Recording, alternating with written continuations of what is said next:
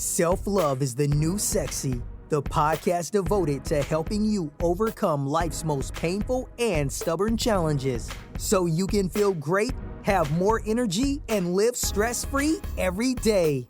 To reach your full potential, simply work with the powerful spiritual principles that are readily accessible to everyone. It's easier than you think, and on today's show, W. Mark Watts is going to show you how starting with self-love is the key to joyously and harmoniously making that happen. Hey everybody, it's W. Mark Watts. Hello, welcome, and thank you to everyone for hanging out with me for another episode of Self-Love is the New Sexy. And today's episode is about, or is entitled, Discipline Alleviates Doubt. Discipline alleviates doubt. Now I'm going to share a brief story of something that actually happened to me today and has happened to me in several weeks prior to today, but today it was top of mind, and I thought it'd be a good time to kind of drill down into this principle a little bit with you guys. So if you've listened to some of the other episodes, you probably heard me say that one of my passions right now is day trading the stock market. Now, that is no small task, right? I have no experience in the financial markets, so I'm coming to this through a class that I'm taking, and then a group that I study with, and then trade with whenever I have the time to, Monday through Friday. So in a couple hours or so a day, I'm actually live in the market trading stocks. And so there's a whole lot that goes into that, and there's all kinds of different ways that you can trade in the stock market. Now, the one particular way that I'm focused on right now is smaller valued stocks that are very volatile. And so I try and catch the trades. I try and catch it when it's increasing in price, try to catch it when it's decreasing in price. And that's how I make my money. So fast forward today, and here's why discipline is so big. In anything that we do, discipline is huge. Once you learn, as you learn the rules of the game and you create a game plan for yourself, and I'm going to tie this into self-love here in a minute, so bear with me for just another second or two. When you get into the game, there's rules. You have to learn those rules, figure out what works for you, and then have the discipline to implement and follow those rules and those plans to a T, or you're very likely to have more problems than you normally would. So today, there's a trade, there's a stock that's going crazy wild, just going up, up, and up, and up. I didn't feel comfortable trading the stock because I couldn't read it. I was having trouble reading it and thought I should just stay away. Well, as it continued to go up, which means there's a lot of opportunity to make money, I started focusing on that stock, started trying to figure out when to get in and when to get out. So ultimately, I decided to get in as it was going up because I wanted to ride the momentum as it continued to go up so I could make some money on that stock. Well, lo and behold, a few seconds after I got into the stock, guess what happened? The price dropped. And so then I had to get out of it, which means I lost money. Now, the moral to that story is, number one, I didn't listen to my inner voice who was saying that's a tough stock to trade, don't trade it. But number two is I didn't stick to my discipline of that particular stock, and what was going on in that moment didn't fit my plan. And I didn't have the discipline to stick to my plan and not trade that stock. As a result, I lost money. And so that's what happens when you don't have the discipline to stick to your solid plan. So I have a very solid plan in place. When I stick to it, I do okay. When I don't stick to it, I don't do very well. So now how does that apply into your life and your self-love journey? Just as you do in the financial markets, when you're on this self-love journey, which we all are, whether we label it that or not, we have to come up with a plan that works for us. One of my key components, one of the key pillars to my plan is if there's negativity or confusion or just exaggerated excitement, there's too much activity going on, that's not really where I choose to be. That's not what feels really good to me. That's not consistent with who I am. Now, can I dabble in moments, short periods of that? Yes, I can, whenever I feel like doing it. But by and large, that's not my place. And so part of my plan for my self-love, I guess plan, if you will, is that I minimize the amount of interaction I have in those type of environments with those types of people, and for the amount of time that I do immerse myself in that type of environment. So I have developed over time, and I didn't realize it until I really started analyzing my life, that I've done that. I decided to do that early on, probably in my teenage years, when I saw some of my counterparts who were doing things that, again, weren't consistent with what I wanted to do, with the direction that I was heading. Anything that I thought would hinder me from getting my grades, playing ball, and going to school, going to college, I was not going to be around it. And so in my adult life, those types of environments that aren't consistent with me, I said, hey, I'm not going to be around those environments. Now, over time, you can start to feel like, because people, the flip side of that is people can say you're distant, you don't like them, you're antisocial, you're this, you're that, you think you're too good for whatever.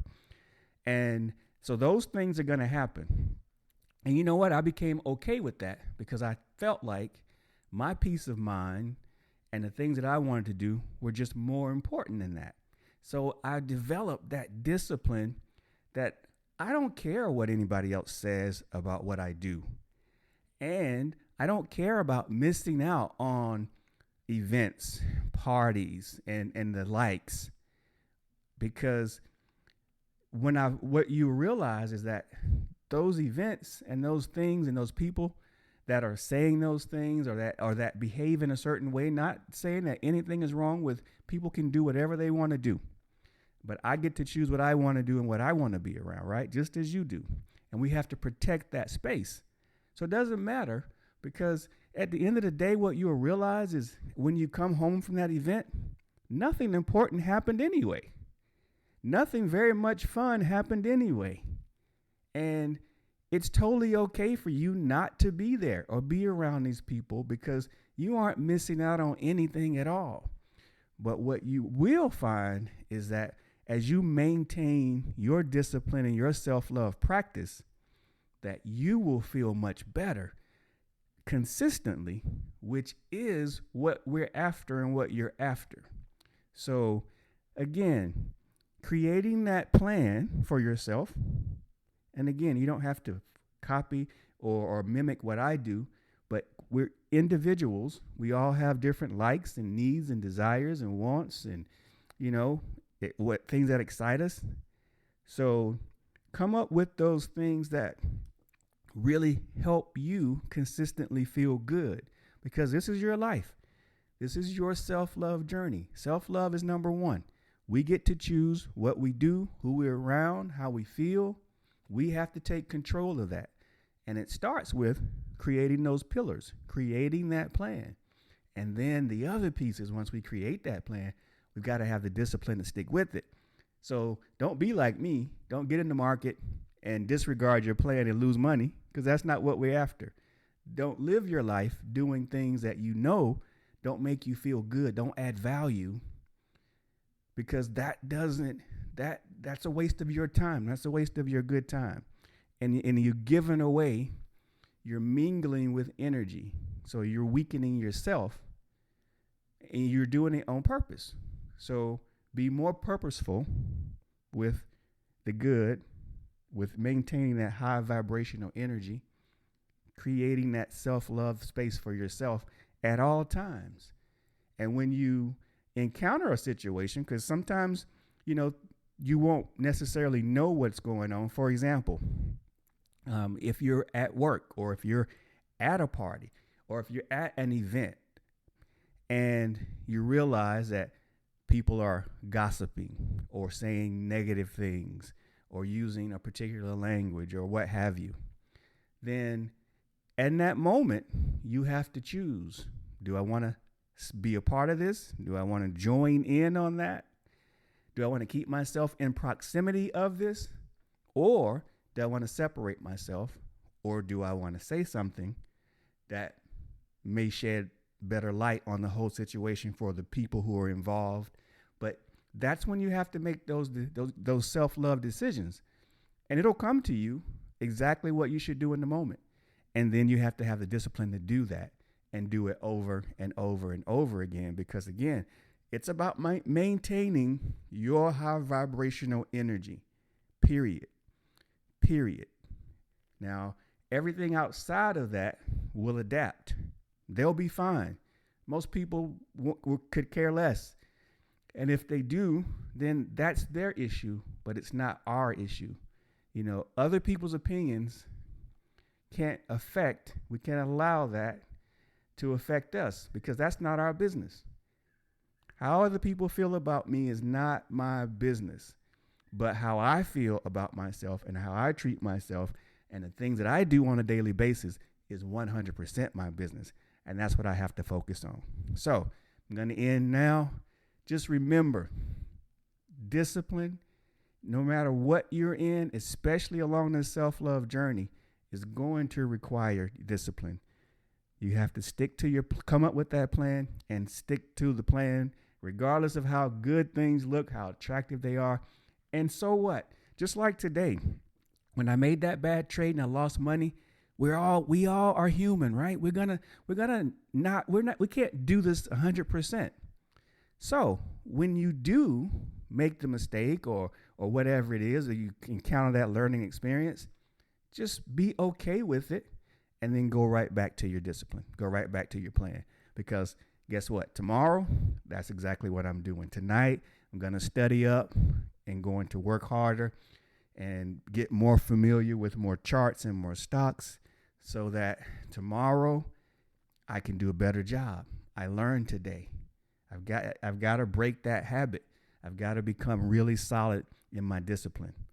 And you've got to become really solid. I've got to become more solid. We all have to become really more solid in this disciplining of ourselves along our self-love journey. All right, folks. Thanks for hanging out with me as always. It's such a pleasure. Look forward to speaking with you all again very soon. Bye now. You've been listening to Self-Love is the New Sexy with W. Mark Watts. If you enjoyed today's show, be sure to tell a friend. Also, make sure you never miss an episode by subscribing to our show on Apple Podcasts, Stitcher Radio, or wherever you listen to podcasts.